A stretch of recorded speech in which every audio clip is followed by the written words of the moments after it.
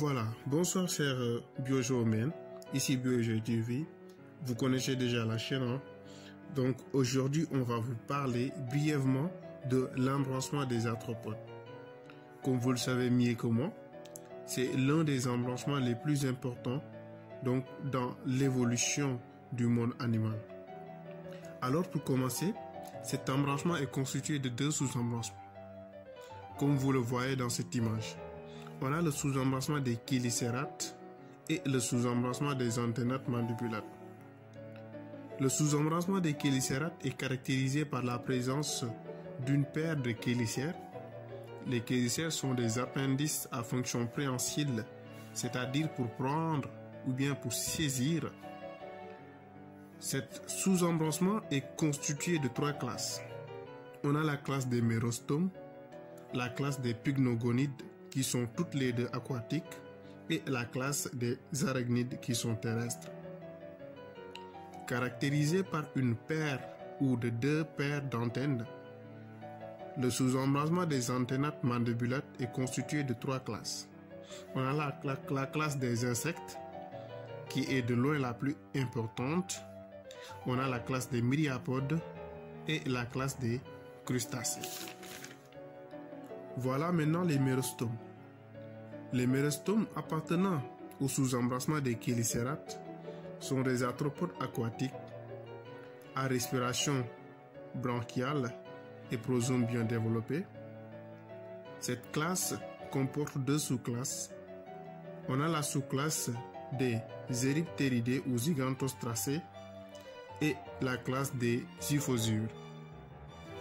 La classe des Eurypteridés est constituée d'espèces qui sont éteintes, c'est-à-dire des fossiles qui datent de l'ère primaire. Leur corps est constitué de trois parties. On a le céphalothorax, l'abdomen et le terson. Encore appelés les Zygantostracés, car certains de leurs représentants pouvaient atteindre des tailles supérieures ou égales à 2 mètres de longueur. Encore appelés crapes fer à cheval, donc les lumules ont pu évoluer sur les près de 400 millions d'années de leur existence.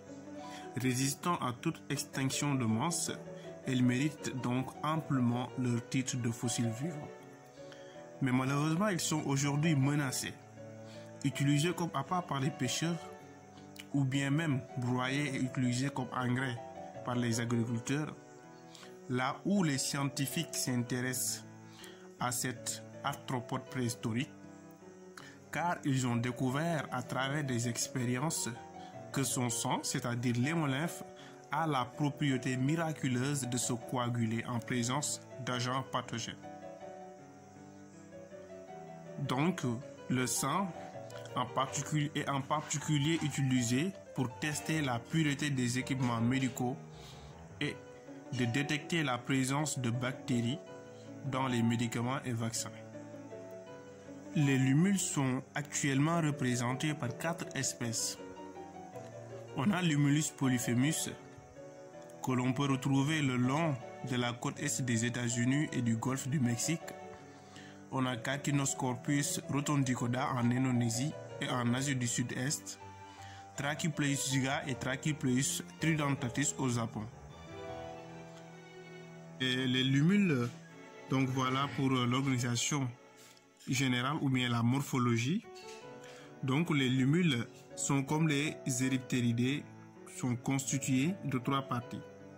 On a le prosome, le pistosome et le telson, ou l'aiguillon caudal. Le prosome est constitué de 7 paires d'appendices, comme on peut le visualiser dans cette image face ventrale. Donc on a une paire de chélicères, donc des chélicères qui sont situés au niveau préoral, plus articulés et terminés en pince. On a 5 paires de pattes ambulatoires ou pattes locomotrices avec 7 articles et une paire de chylarias qui sont des appendices qui sont rudimentaires. Dans la partie moyenne, on a le pistosome qui est constitué de 6 paires d'organes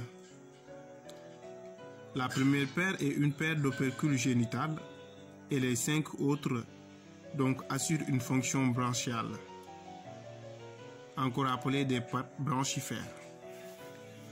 Donc le telson ou bien l'aiguillon caudal, qui est musculé, très mobile, sert de point d'appui au cours de fouissage et permet à l'animal de se retourner s'il est renversé.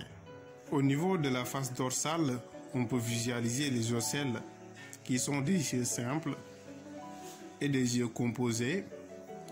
On a le céphalothorax et l'abdomen séparés par un sillon articulaire transverse. On peut voir des épines qui sont mobiles et l'aiguillon caudal. À côté de la classe des mérostomes, on a la classe des arachnides. Les arachnides, ce sont des chélicérates majoritairement terrestres et seraient les premiers arthropodes adaptés à la vie terrestre. L'acquisition d'une respiration aérienne, c'est-à-dire respiration pulmonaire ou trachéenne, leur ont permis cette adaptation. Cette classe comporte 3 ordres. On a l'ordre des scorpionidés, l'ordre des aranéides et celui des acariens, qui est de loin le plus important. Étant le plus primitif des arthropodes, les escarpions diffèrent d'emblée des autres arachnides par leur opistosome subdivisé en mésosome antérieur qui est large et métasome postérieur qui est étroit.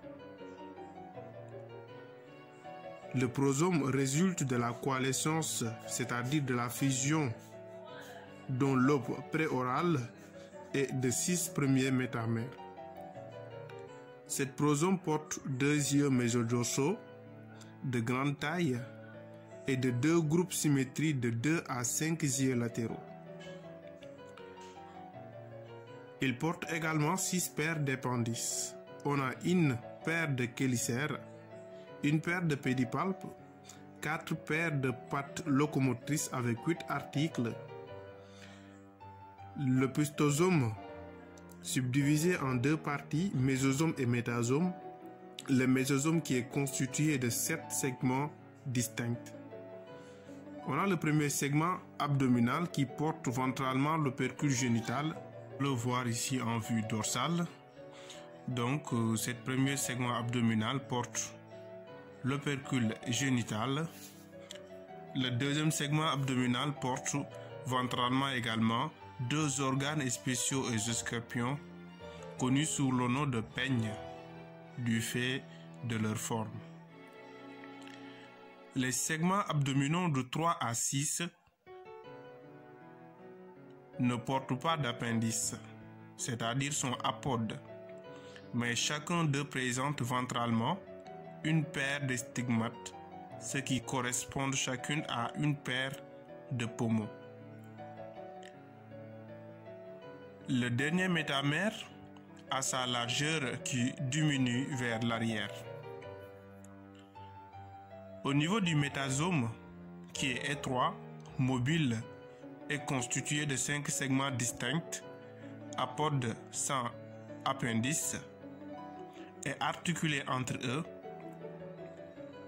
le dernier métamère au niveau du métasome porte l'orifice anal et le telson qui est modifié en dard venimeux qui sert à paralyser les proies. Les aranéides. Les aranéides sont caractérisés par un céphalothorax et l'abdomen qui sont reliés par un étroit pédicule. Leur abdomen qui est ovoïde porte les filières qui produisent de la soie. Leurs chélicères sont en crochet venimeux et les pédipalpes sont transformés chez le mâle en organes copulateurs ou bulbes. Leur taille varie en général de 0,5 à 90 mm de long et le prosome apparaît indivis, l'opistosome généralement non segmenté. Une nocivité importante, le venin des aranéides est soit neurotoxique ou soit nécrosant. Il est exceptionnellement mortel pour l'homme. Les cas de morsure ayant entraîné la mort sont assez exceptionnels est attribué principalement à 4 espèces. On a la veuve noire américaine appelée Latrodectus macton, qu'on peut remarquer par une marque rouge distinctive sur la partie inférieure de l'abdomen. On a la mygale australienne appelée Atrax robustus et les 2 Loxosceles américains, Loxosceles laeta et Loxosceles reclusa, dont les morsures peuvent être fatales. Chez les aranéides, on peut voir beaucoup d'orifices, tels que l'orifice génital médian, l'orifice respiratoire et les filières, qui produisent de la soie. La soie, chez les aranéides, donc c'est une scléroprotéine qui est émise à l'état fluide sous la forme de minuscules gouttes. Et ça sert à la construction de toiles de pièges pour la nutrition, la construction d'habitats et la reproduction. Pour la reproduction, on a une femelle et un mâle. Un mâle avec ses bulbes copulateurs à l'extrémité des pédipalpes qui récupère sa semence en s'approchant de la femelle avec prudence. Le mâle passe sous la femelle qui est consentante et émet un de ses bulbes copulateurs gonflés dans l'épigyne, c'est-à-dire l'orifice génital de la femelle. La pose du bulbe se dégonfle dans l'épigyne, puis il recommence en introduisant ses autres bulbes. Chez les aranéides, comme chez les scorpions, la fonction excrétrice est assurée par les glandes causales et les tubes de Malpighi, qui sont 2 systèmes complémentaires dont le développement varie selon les groupes. Et dans cette image, on peut apercevoir que le système nerveux est généralement concentré, c'est-à-dire le cerveau, qui est marqué par une évolution régressive avec l'absence du dotocérébron, et que les organes de sens sont au nombre de 3 types. On a des soies sensorielles, mais qu'on ne peut pas visualiser dans cette image. On a des yeux simples et des organes lyriformes. Pour la respiration, les arachnides, quand on dit les arachnides, c'est les scorpions, les aranéides et les acariens, ont un poumon lamellaire ou bien des trachées ou les 2 à la fois. Les sexes sont séparés chez les aranéides comme chez les scorpions, excepté chez les acariens. Et il faut noter que la fécondation est interne. Pour terminer la classe des arachnides, on a le dernier ordre qui est sans doute le plus important, l'ordre des acariens. Les acariens, à l'exception du groupe des tiques, les acariens sont des organismes le plus souvent de petite taille et de morphologie extrêmement variée. Leur corps est d'une seule pièce. On a prosome et opistosome qui sont unis, sans articulation ni segmentation. Leur corps est protégé par une carapace qui est simple, continue. Ce sont alors les yeux, les appendices, l'orifice génital qui constituent les seuls repères permettant d'analyser la métamérie primitive. On a le prosome qui est subdivisé en 2 régions, le gnatosome et le podosome. Le gnatosome, constitué de chélicères et de pédipalpes, est un rostre antérieur souvent mobile et pourvu d'organes buccaux et spéciaux pour mordre, scier, râper, piquer ou sucer. Les chélicères et les pédipalpes sont de formes variées, les chélicères en pince, crochet ou style, et les pédipalpes en pince, crochet ou anténomorphes. Le podosome subdivisé en propodosome portant les paires de pattes 1 et 2, le métapodosome portant les paires de pattes 3 et 4. Les 4 paires de pattes sont généralement formées de 6 articles. Et au niveau de la face ventrale du corps des acariens, on peut voir des plaques qui recouvrent la face ventrale, qui sont de nombre et de formes variables. Les soies et les épines qui recouvrent le corps des acariens sont appelées les stailles. Elles ont une fonction sensorielle. La gestion de la soie est assurée par 2 glandes séricysènes qui sont ovoïdes. Leur appareil circulatoire est réduit ou bien absent et la respiration elle est trachéenne ou simplement cutanée. Pour la digestion, c'est les hématophages. Les hématophages inoculent au moment de la piqûre une salive venimeuse et anticoagulante. Là, on a une digestion intracellulaire. Les cellules du mésentérone émettent des pseudopodes et le plasma sanguin est emmagasiné dans les vacuoles où il est digéré. La reproduction chez les acariens, leur comportement sexuel est mal connu, mais on peut dire que les acariens sont ovipares ou ovovivipares. Contrairement aux autres arachnides, leur développement est anomorphique, c'est-à-dire les métamorphoses sont souvent très prononcées. On a des acariens qui sont libres ou parasites.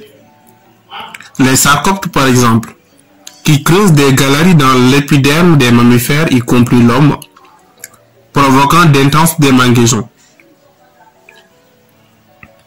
Les tiques qui sucent le sang des vertébrés et transmettent des espirochètes, des protozoaires ou même des platelminthes pathogènes. Exemple, on a Ornithodoros mubata qui transmet la fièvre récurrente d'Afrique tropicale due à Espirocheta dutoni. On a l'exemple d'Amblyoma variegatum qui est une espèce commune dans la zone intertropicale africaine, parasite des herbivores domestiques. On a Boophilus decoloratus, parasite des ruminants domestiques auxquels il transmet des pyroplasmas. Pour terminer, dans le sous-embrassement des chélicérates, on a la classe des pycnogonites ou panthopodes. C'est un petit groupe d'animaux marins ayant des appendices propres aux chélicérates. Actuellement, au rang d'une classe proche des arachnides, leur corps est presque réduit au céphalothorax, doté d'une grande trompe mobile et de 4 paires de pattes, parfois 5 ou 6, aux nombreux segments dans lesquels les tubes digestifs se ramifient. L'abdomen est vestigial et très réduit.